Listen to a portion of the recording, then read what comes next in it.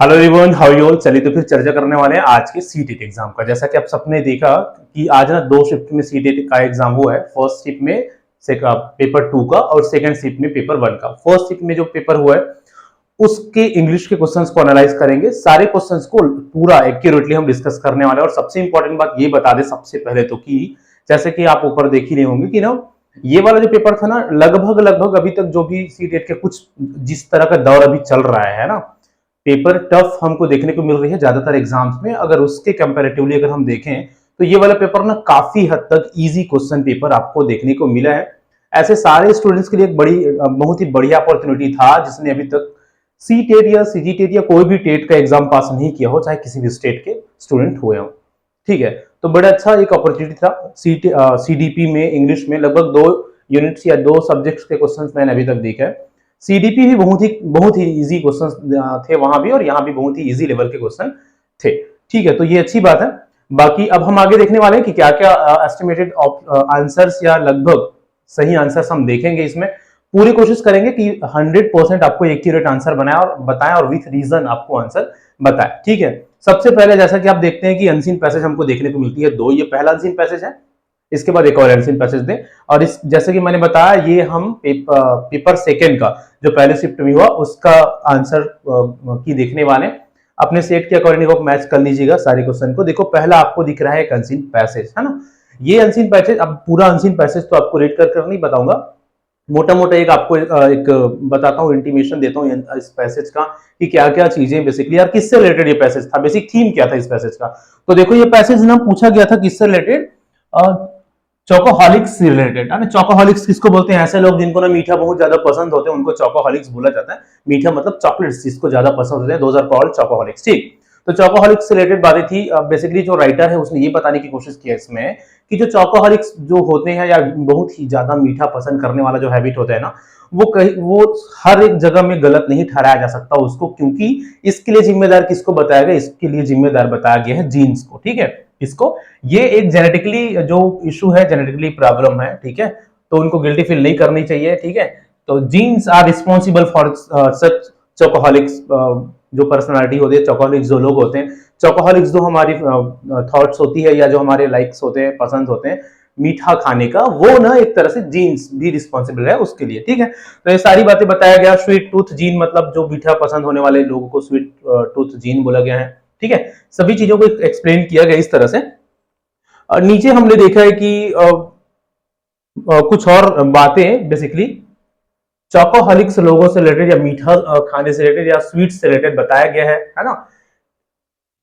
सभी चीजें बेसिकली इसमें डिस्कस किया गया। लास्ट में अगर हम देखें तो हम देखते हैं, है ना, अगर लास्ट पैराग्राफ को, क्योंकि लास्ट पैराग्राफ से काफी क्वेश्चंस बने हैं तो इसका आंसर एक बार देख लीजिए। We have always known that some people have a sweeter tooth than others.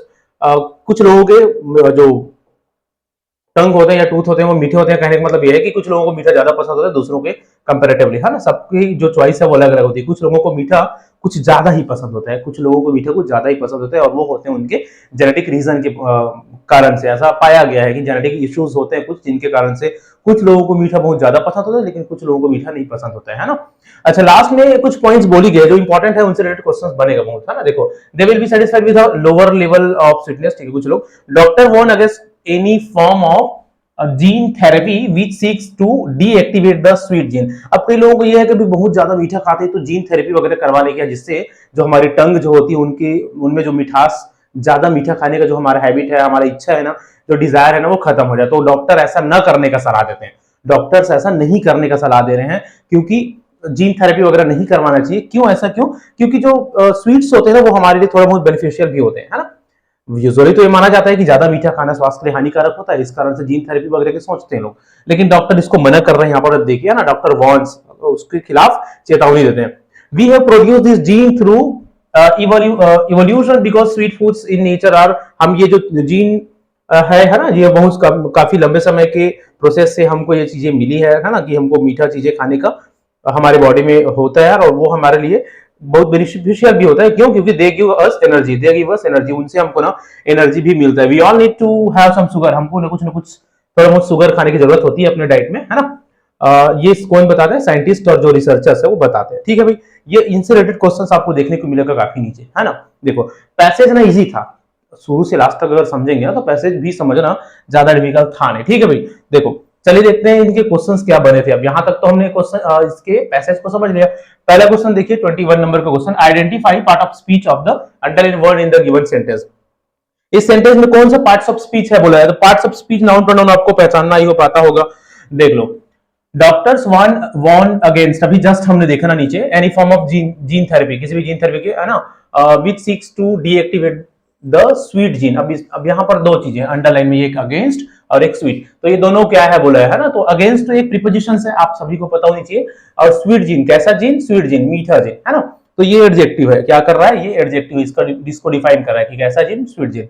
तो preposition and adjective, option number ए इसका सही हो जाएगा कि ये जो दोनों वर्ड है ना, एक प्रीपोजिशन है और दूसरा एडजेक्टिव है। ठीक है, अगला देखो नेक्स्ट क्वेश्चन देखिए, क्वेश्चन नंबर 22 को, complete the given word, analogy के ऊपर ये क्वेश्चन था। एनालॉजी मतलब होता है समरूपता। अकस्टम्ड और हैबिचुअल, अकस्टम्ड और हैबिचुअल दोनों का मतलब होता है, अकस्टम्ड मींस होता है अभ्यस्त होना, किसी भी चीज, कोई भी चीज हैबिट में होना है, और हैबिचुअल मींस भी वही हैबिट।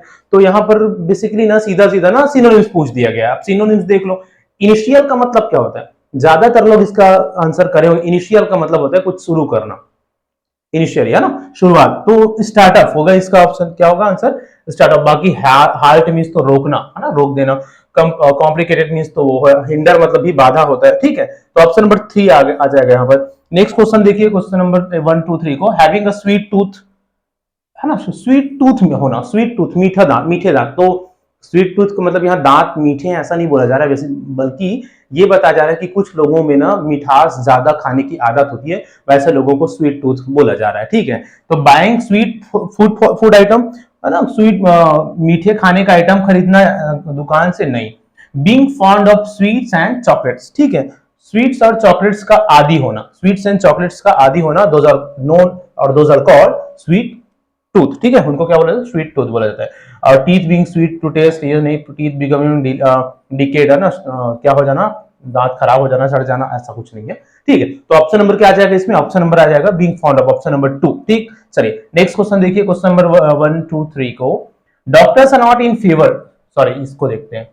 अच्छा एक क्वेश्चन तो छूट रहा है क्या, आई थिंक, हाँ ठीक है, हो गया, है ना, 1 2 3 हो गया। 1 2 4 को देखिए, doctors are not in favour, doctor किसके फेवर में नहीं है भाई, है ना, in favour of gene therapy, gene therapy के फेवर में डॉक्टर नहीं है। क्यों नहीं है भाई, क्योंकि sweet foods give energy and energy to the body, हमने लास्ट में ही पढ़ा था ना, स्वीट फूड क्या देते हैं, बॉडी को एनर्जी देते हैं, पहले में मिल गया। ये पॉइजनस है, पीपल इनको गिल्टी फील करेंगे, इनसे शुगर लेवल इनहेल्स होगा, ऐसा कुछ नहीं है। ऑप्शन नंबर ए इसका सही आंसर है, पहला, कि भाई शुगर जो होते हैं ना वो थोड़ा बहुत हमारे बॉडी में एनर्जी प्रोड्यूस करते हैं, इस कारण से डॉक्टर्स भी थोड़ा बहुत शुगर लेने की सलाह यहाँ पर दे रहे हैं। Doctors are not in favour of gene therapy. अब जीन थेरेपी मत करवाओ करके डॉक्टर्स बोले, उसका सीधा सीधा मतलब क्या था कि भाई ऐसा भी एकदम अपने आप को शुगर से दूर मत ले जाओ, है कि नहीं।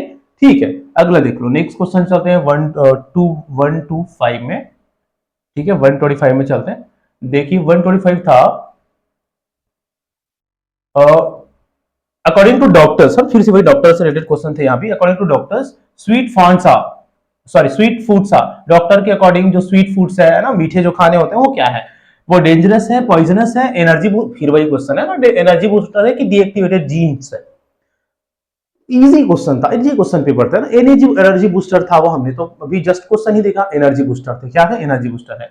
The phrase initiates cascades of events, है ना, इनिशिएट्स कैस्केड्स ऑफ इवेंट, एक फ्रेज आया था ना, इनिशिएट्स कैस्केड्स ऑफ इवेंट। ठीक है, घटनाओं का क्या करना, कैस्केड्स मतलब धारा प्रवाह कर देना, इस तरह की कोई चीजें यहाँ पर। तो टू पुट स्टॉप करना नहीं, ये तो कोई चीजें प्रोड्यूस करने से रिलेटेड बातें कही गई है। टू हार्ट मींस भी होता है रोकना। Signal given to the brain को सिग्नल देना नहीं। To start a series of occurrence, कुछ घटनाओं का कुछ क्रम चालू करना, किसी भी घटनाओं का कोई क्रम चालू कर देना, सिलसिला चालू कर देना, उसी को बोला जा रहा है initiates a cascades of event. ठीक है भाई, चलो आगे चलते हो, नेक्स्ट क्वेश्चन को देखते हैं। क्वेश्चन नंबर 127 को देखिए, 127 को देखिए। Read the statement, doctors favoured gene therapy to control sweet gene, doctor ने जीन थेरेपी का फेवर किया क्या, नहीं किया है, गलत बात। A sweet taste receptor recognize the amount of sweetness in food, sweet taste receptor होती है जो ना खाना में कितना स्वीटनेस लेवल है उसको क्या करता है, मेजर करता है, रिकॉग्नाइज करता है, पहचान करता है, सही बात है ना। Heredity factors have absolutely no role to play in inheriting the sweet gene, जो हेरिडिटी फैक्टर्स है ना उनका कोई रोल नहीं होता किसमें, किसमें, inheriting the sweet gene, sweet gene को इनहेरिट करने में, गलत बात है। हेरिडिटरी फैक्टर्स को तो हमने पढ़ा ना भाई ऊपर में, जीन्स है ना, वो क्या होते हैं, वो रिस्पॉन्सिबल होते हैं लोगों में स्वीटनेस के प्रति अट्रैक्शन का, या स्वीट चीजों को खाने के प्रति ज्यादा अट्रैक्ट होने के लिए जीन्स रिस्पॉन्सिबल है। तो ऑप्शन नंबर सी तो गलत बता रहे हैं यहाँ पर, क्या बोल रहा है, नो रोल बोल रहा है। इस कारण से पहला और तीसरा तो गलत हो गया, दूसरा सही है।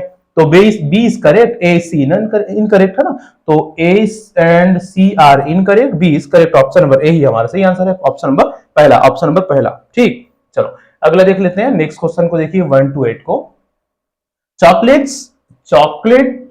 चॉकोहॉलिक्स है ना, चॉकोहॉलिक्स पीपल्स आर, चॉकलेट्स पसंद करने वाले जो लोग होते हैं वो कैसे होते हैं, जो चॉकलेट को नफरत करते हैं उसको चॉकोहॉलिक्स कैसे बोलेंगे, है ना, गलत। Who enjoys both chocolates and alcohol, जो चॉकलेट और अल्कोहल दोनों को एंजॉय करते हैं उनको नहीं बोलेंगे भाई, सिर्फ जो चॉकलेट खाना पसंद करते हैं ना, those are fond of chocolate, जिनको चॉकलेट पसंद होते हैं उनको चॉकोहॉलिक्स बोला जाता है। मीठा पसंद होता है जिनको, उनको चॉकोहॉलिक्स बोला जाता है। ठीक है भाई, तो ऑप्शन नंबर सी था यहाँ पर सही आंसर, ऑप्शन नंबर सी। अब ये पहला अनसीन पैसेज ना खत्म होता है, दूसरा अनसीन पैसेज आप देख रहे हैं, ये रिलेटेड है किससे, तिब्बत के गांव से, तिब्बत के जो गांव होते हैं, हाँ देख लो यहाँ पर, तिब्बतन जो विलेजेस होते हैं वो किस तरह से होते हैं, कैसे बने होते हैं, उन सबका अक्सर, ठीक है, अक्सर जब भी हम तिब्बत के गलियों से वहां से गुजरते हैं तो वहां के बच्चे इधर उधर दौड़ते हुए नजर आते हैं, है ना। वहां के जो बिल्डिंग्स होते हैं, है ना, डबल स्टोरी बिल्डिंग्स क्या होते हैं, वो जॉस्टल्ड मींस होते हैं, एक दूसरे से सटे हुए होते हैं, है ना, मैक्सिमम एक्सपोजर होता है सूर्य के लिए वहां। The house looked solid, house घर कैसे होते हैं, सॉलिड होते हैं, सॉलिड बिल्ड होते हैं, है ना, किसी भी तरह के हार्श एनवायरनमेंट को निपटने के लिए। Walls are made of stone, दीवार किसके बने होते हैं वहां तिब्बत में, स्टोन के, पत्थर की दीवार बने होते हैं, ये सब याद रखिएगा। ठीक है भाई, और brick finish off with mud, है ना, and Heights and finish off with mud, और जो उनकी हाइट्स होती है, उनकी जो छतें होती है वो मड से बने हुए होते हैं। Tin cans line the window, tin cans कहां पर होते हैं, विंडो में लाइन करते हैं, लगे हुए होते हैं, है ना, विद द ब्रिज अर्न। तो ये सभी चीजें किसका, तिब्बत में जो घरें होती हैं वहां का एक यहाँ पर क्या किया गया है, एक्सप्लेन किया गया है उन सभी चीजों को। ठीक है, और देख लो ब्रांचेस ऑफ पेड़ की रिलेटेड बातें की गई है कि तिब्बत में कौन से कैसे पेड़, है ना, तो कलरफुल ब्रांचेस में डिफरेंट क्या होते हैं, प्रेयर फ्लैग्स लगे हुए होते हैं, है ना, ये सभी बातें यहाँ पर डिस्कस किया गया है।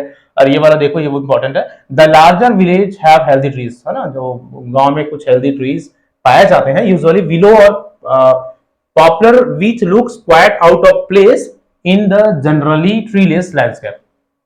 यूजुअली पिलो और पॉपुलर ट्रीज वहां पर दिखते हैं, जो थोड़ा सा स्ट्रेंज फील होता है, अजीब फील होता है उसको वहां देख के, क्यों, क्योंकि जनरली जो लैंडस्केप था वो ट्रीलेस था, या ट्रीलेस है, कौन सा, तिब्बत वाला जो लैंड है, जो एरिया है वो ट्रीलेस, मतलब पेड़ कम है, इस कारण से वहां इन पेड़ों को देखकर थोड़ा सा स्ट्रेंज फीलिंग होती है। Would is precious commodity, would एक बहुत ही कीमती वहां पर वस्तु है, कीमती कोई चीज है ना, in the highland area of Tibet, Tibet के ऊंचे एरिया में, है ना, ऊंचे एरिया में, तिब्बत के ऊंचे एरिया में जो पेड़ है वो बहुत ही प्रीसियस कोई चीज है, क्यों, क्योंकि इज नेवर वेस्ट, हाँ, और उसका वेस्ट नहीं किया जाता है। द फ्यू श्रब्स एंड सब ग्रोस, और कुछ कुछ वहां झाड़ियां वगैरह उगते रहते हैं जो ठीक है वहां पर पाया जाता है। और क्या क्या बोला गया है, ठीक है, देख लीजिए। Each country at wall is piled high with sticks gather, यहां से क्वेश्चन बनेगा, है ना, स्टिक्स वगैरह वहां के ज्यादातर घरों के दीवारों के पास लगे रहते हैं, छोटे छोटे पतले पतले स्टिक्स, जो किस चीज का काम आते हैं, फायर स्टार्टर का, फायर स्टार्ट, है ना, फायर आग को जलाने के काम आता है। The lake of solid fuel in the shape, the lake of solid fuel, मजबूत लकड़ियों का अभाव है वहां पर, है ना, लकड़ियों के रूप में मजबूत ईंधन का अभाव है, तो वहां ये, लेकिन ये उनके लिए प्रॉब्लम नहीं है, क्यों, क्योंकि उनके पास इनके लिए एक बहुत ही इंजीनियस, एक शानदार सब्स्टिट्यूट है, क्या, याक डंक, याक वहां पर पाया जाता है, एक याक एक जानवर है ना, वाइफ और याक वाला, है ना, वो वहां पर पाया जाता है, और उनके जो डंक होते हैं, उनके जो गोबर होते हैं, जिससे उन लोग ईंधन का काम लेते हैं, जलाऊ खाना बनाने के लिए, तो वो लकड़ी का, क्योंकि लकड़ी की कमी है, वुड की कमी है, उसका सब्स्टिट्यूट का काम करता है। ओके, क्वेश्चन देखिए, क्वेश्चन में क्या पूछा गया, देख लीजिए। Why do the willows and poplars looks absurd, absurd means अजीब, इन द लैंडस्केप, लैंडस्केप में ये दोनों अजीब क्यों लगते हैं, क्यों, क्योंकि दे आर स्टैंडर्ड स्टब्स, उनके मुड़े हुए झाड़ियां है ना, ऐसा ये तो नहीं है। They have minimum branches and leaves, उनके मिनिमम ब्रांचेस और लीव है, गलत। Because the landscape is generally treeless, अब देखो एकदम स्पष्ट यहाँ पर बात लिखा गया था ना, लैंडस्केप जनरली ट्रीलेस करके, इस कारण से थोड़ा सा वो वहां पर अजीब उसको देखना फील होता है। ठीक, ऑप्शन नंबर थर्ड इसका सही आंसर हो जाएगा। चलिए आगे देखते हैं, नेक्स्ट क्वेश्चन को देखते हैं, क्वेश्चन नंबर 130 को। क्वेश्चन नंबर 130 है, यहां से देखिए, ओके, क्वेश्चन नंबर 130 है, देख लीजिए।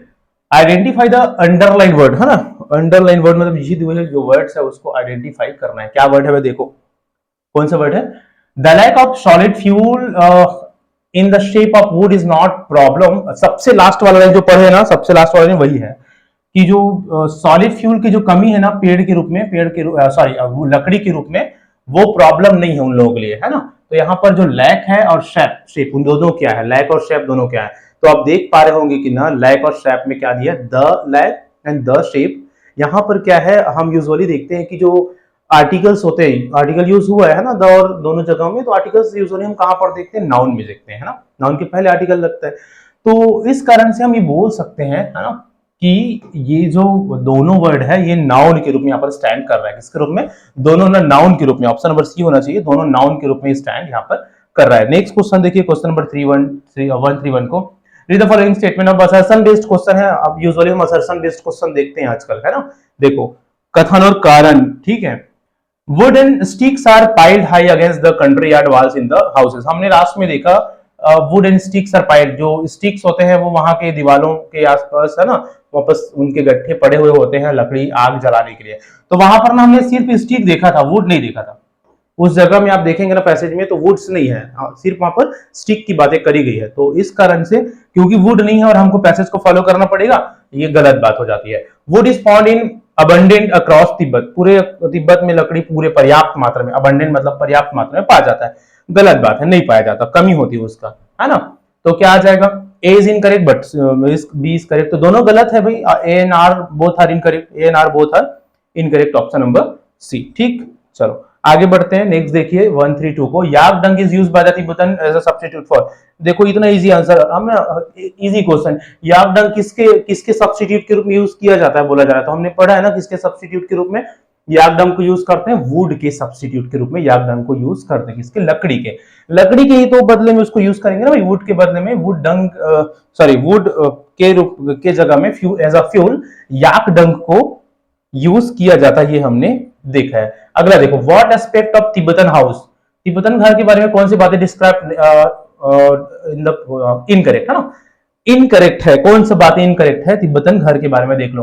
Walls are made of mortar and cement, cement वाली बात हमने नहीं देखा, हमने तो स्टोन वाली बात पढ़ी थी, क्योंकि उनकी दीवार किससे बनी है, उनकी दीवार ना स्टोन से बने, किससे, स्टोन से, तो पहला तो गलत हो गया।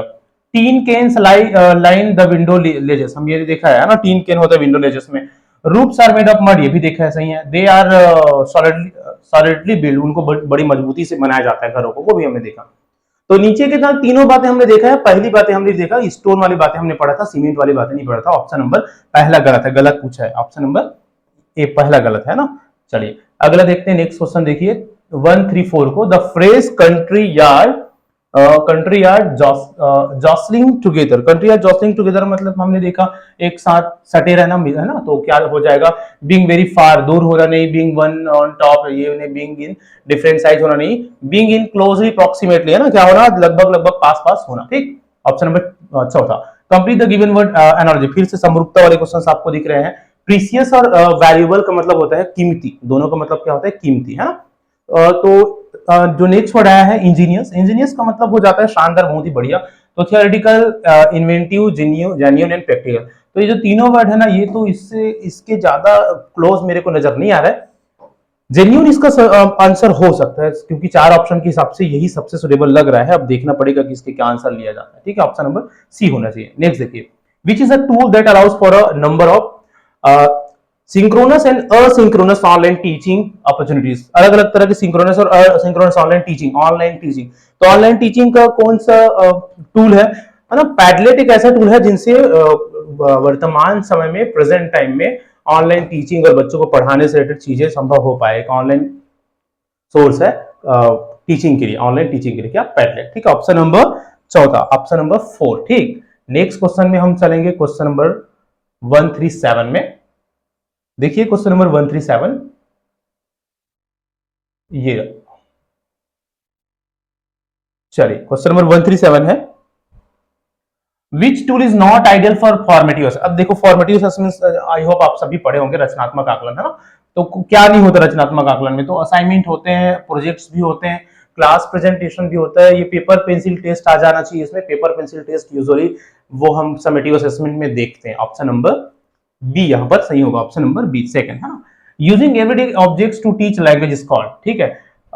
रोज की अब देख लो भाई, ये वाला क्वेश्चन तो कई बार आप देखे होंगे है ना। Using everyday objects to teach, अभी हम कौन सा क्या देख रहे हैं, इंग्लिश पेडागोजी के क्वेश्चन देख रहे हैं। अभी तक हमने देखा क्या, अनसीन पैसेज से related question.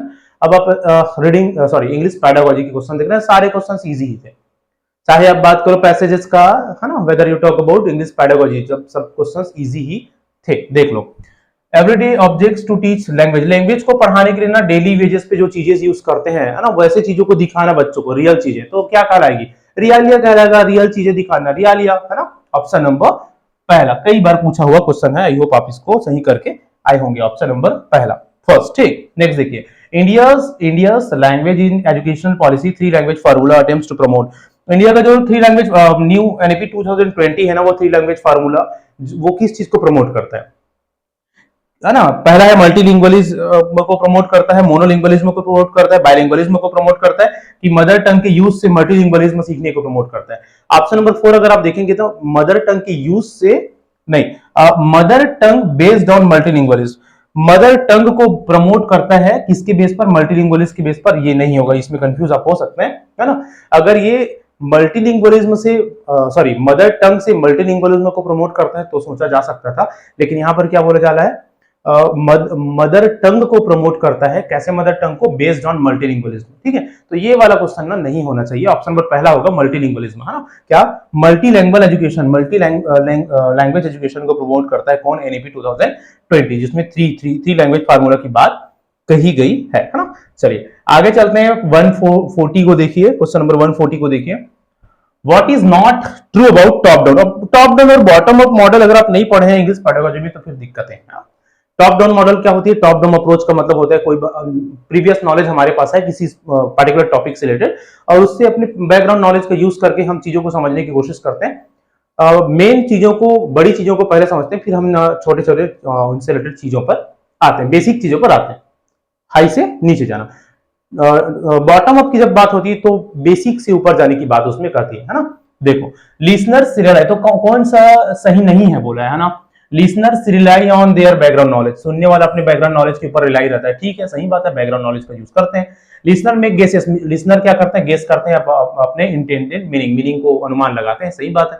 Listener make use of the knowledge of word, शब्दों की जो नॉलेज होता है उसका यूज करते हैं, वो भी सही है। Listener need to understand every word, सुनने वाले को ना सभी वर्ड्स को सुनने की जरूरत होती है, तो ना बॉटम अप में हर एक वर्ड्स को नहीं भी सुनेंगे ना तो भी अपने प्रीवियस नॉलेज के बेस पर, अपने बैकग्राउंड नॉलेज के बेस पर चीजों को समझा जा सकता है, ठीक है। तो ऑप्शन नंबर 4 इसके ना करेक्ट आंसर हो सकते हैं, नहीं पूछा है क्योंकि ये इसके, क्योंकि ये बॉटम अप में ज्यादा सूट करता है, ये है ना, कि हर एक बातों को समझोगे तब सुनोगे तब समझ पाओगे वाली बात। तो ऑप्शन नंबर डी इसका सही आंसर होना चाहिए, नॉट पूछा है इसका रद्द, ठीक है। नेक्स्ट देखो, When is international mother language day celebrated, ठीक है।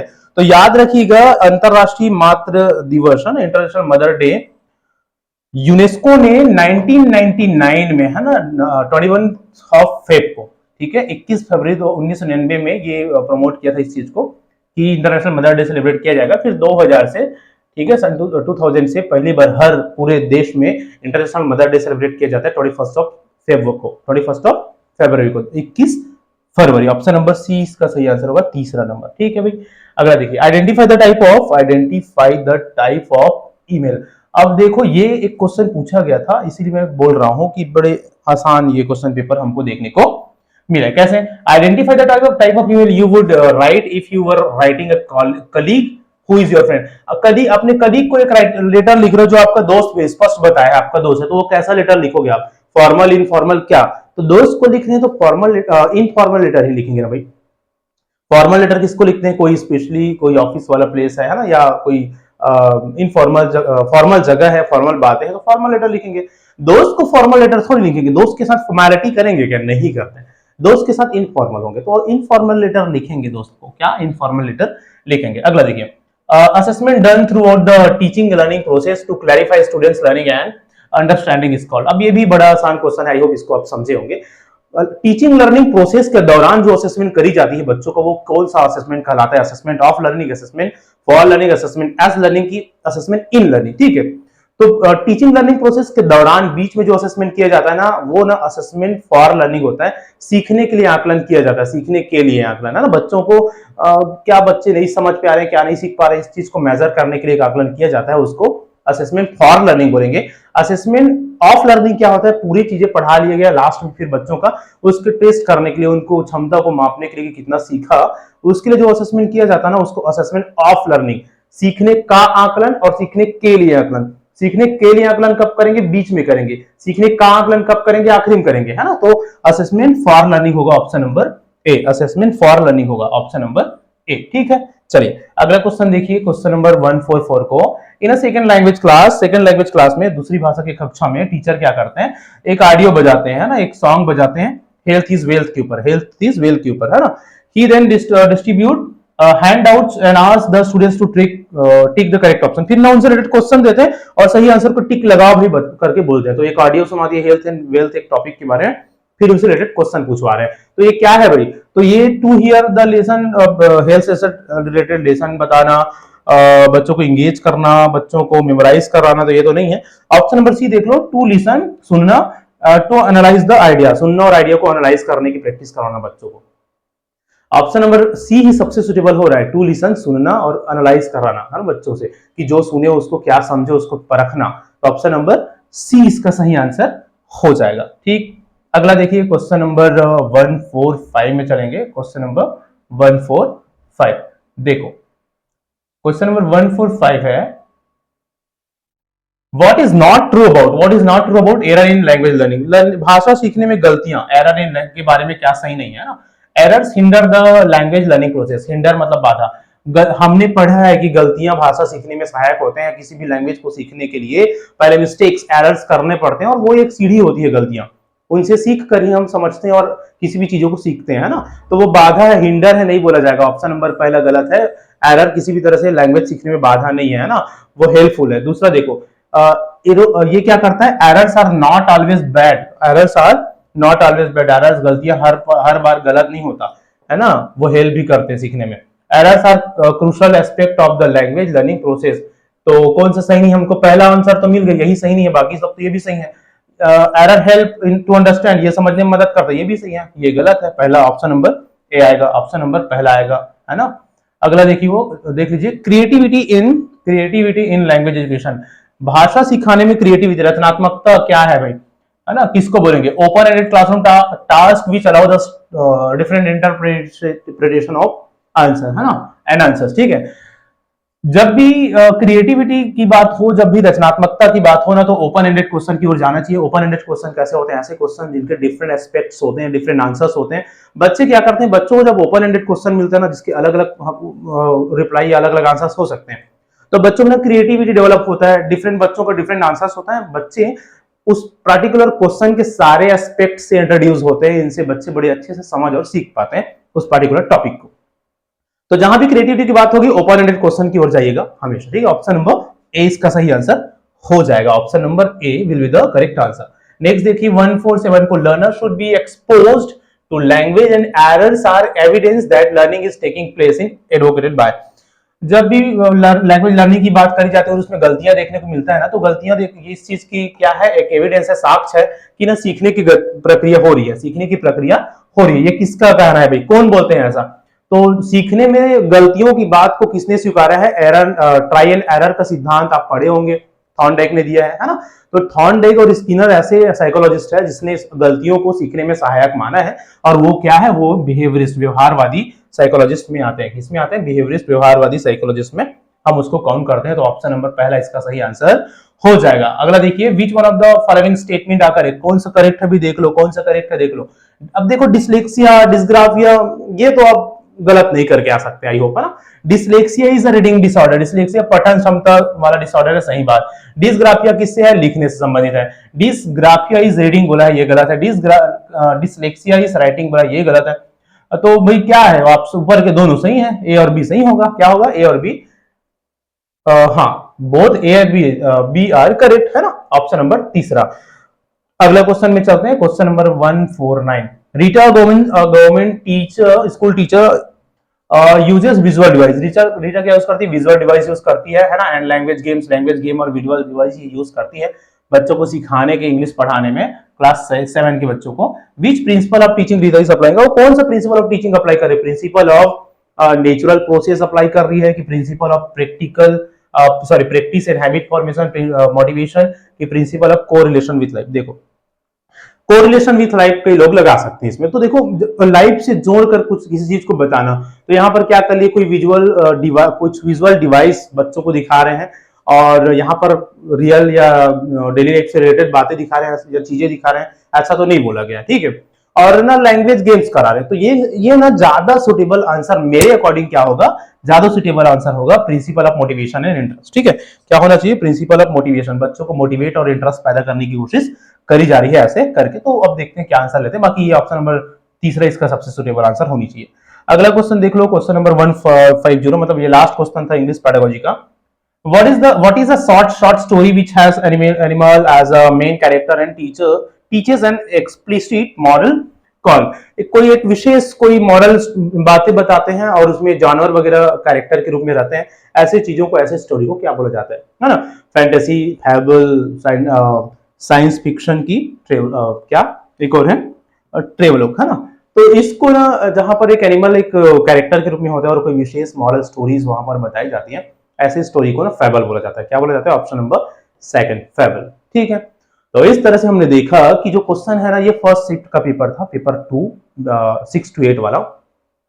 इजी क्वेश्चंस थे, है ना, काफी इजी क्वेश्चंस थे, इतना इजी अभी के दौर में ना, अभी ऐसा इजी क्वेश्चन पेपर क्या एक्सपेक्ट नहीं करते हैं बच्चे, है ना। बाकी अच्छी बात है, इजी क्वेश्चन है तो आप ज्यादा से ज्यादा बच्चे क्वालिफाई करिए, सभी ज्यादा से ज्यादा बच्चे क्वालिफाई करके अपने आने वाले एग्जाम्स में, जो भी टीचिंग एग्जाम्स की प्रिपरेशन कर रहे हैं, उसके लिए अपने आप को प्रिपेयर करिए। सबको बेस्ट ऑफ लक, कि आप एक अच्छा नंबर लाकर इस पेपर को पास करेंगे। चलो इसके बाद ना नेक्स्ट जो सेकंड पेपर होने वाला है, पेपर 2 प्राइमरी वाले पेपर, उसको भी एनालाइज करेंगे इंग्लिश को। बने रहिए हमारे साथ, चैनल नहीं हो तो चैनल सब्सक्राइब करके जरूर रख सकते हैं। इस तरह के बहुत सारे इन्फॉर्मेटिव क्लासेस, इन्फॉर्मेटिव वीडियोस आप लोगों के लिए इन फ्यूचर टीचिंग क्लासेस या टीचिंग एग्जाम से रिलेटेड लाते रहेंगे।